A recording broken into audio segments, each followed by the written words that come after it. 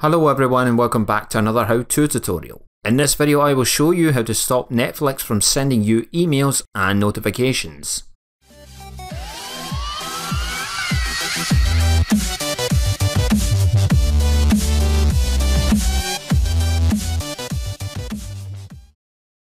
There are two ways you can turn off Netflix emails and notifications.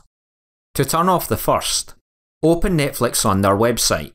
Hover over to your profile icon in the top right hand corner and click Account. Scroll down to Profile and Parental Controls. Click the profile you want to change. Scroll down to Communication Settings and click Change.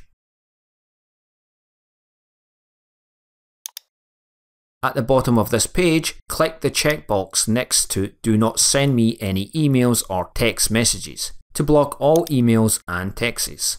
Finally, click Update when you are finished.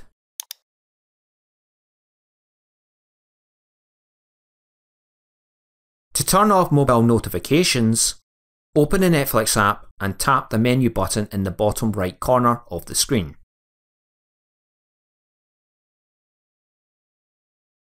Scroll down and tap App Settings.